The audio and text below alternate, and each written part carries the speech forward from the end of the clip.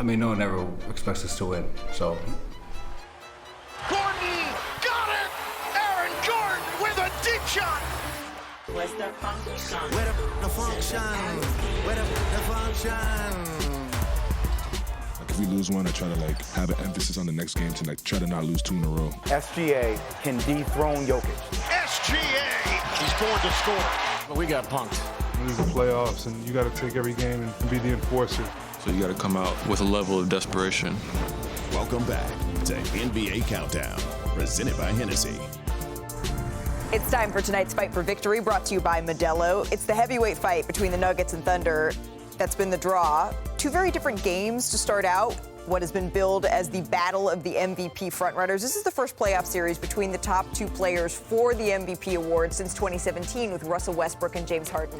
It's not official yet, but, you know, we're all expecting it. Game 1, Jokic, he dominated, finished with 42 points, 22 rebounds, and 6 assists. He became the 4th player with a 40-point, 20-rebound, 5-assist game in NBA history, joining Giannis, Shaq, and Wilt. But game 2, it was all Thunder. They outscored the Nuggets by 51 points with SGA on the floor. That's the best plus-minus by any player in a playoff game since 1998 when we began tracking. As for Jokic, he had the worst plus-minus in any game in his career. So, Bob, I ask you, who should feel better about this one? The Denver Nuggets, knowing they're going back home, or Oklahoma City after the game that they just had?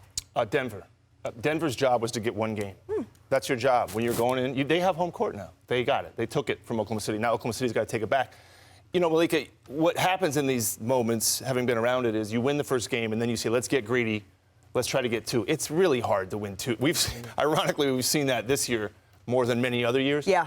But then it's human nature is to have a little complacency. That game got away from Denver pretty fast. But they're champs. I put a high value on players that have won a championship, and Denver's got a lot of them, core players.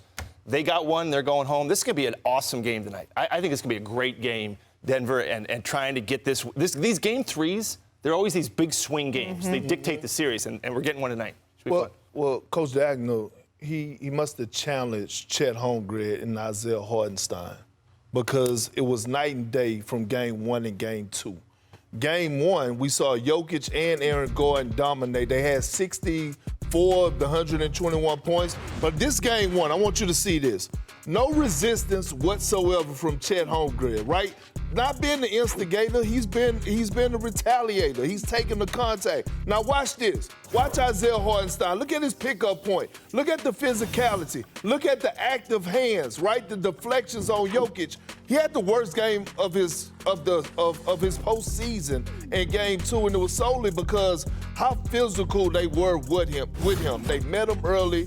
And like the coach said, they got pumped. They really did. Yeah. Jokic and Aaron Gordon combined for 9 for 28 from the field. Jokic had so many turnovers. He fouled out. We saw him get frustrated. And shout out to Dagnall, too, for those Jalen Williams minutes off the bench. They were huge minutes off the bench in game 2. Yeah, Chet got way less run on Jokic in game 2. And then Jalen Williams comes in, not J-Dub, but J-Will comes in and gets that assignment here, making all the difference in the world. 13 turnovers is so uncharacteristic for Jokic. It is uncharacteristic, but Oklahoma City was like a bunch of piranhas the other night. They were all over them, you know. And that's why I walk in. Normally, Bob, I would totally agree with you with the scenario that you laid out, particularly considering Denver's championship pedigree.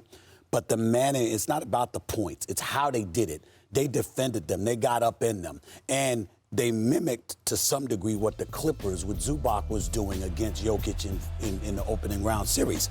And so because of that, you saw Jokic, a minus 36, worst of his career. Right. In 3 quarters, fouled out, 3rd quarter. That's not going to happen again.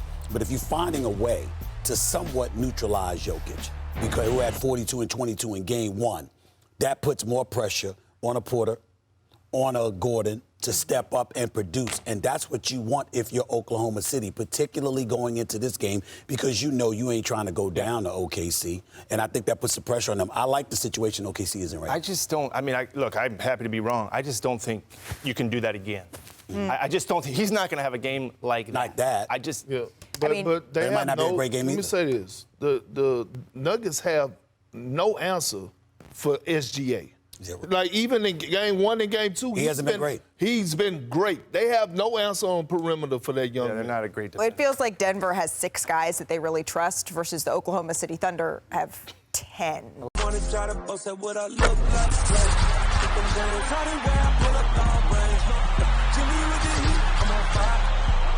NBA on ESPN.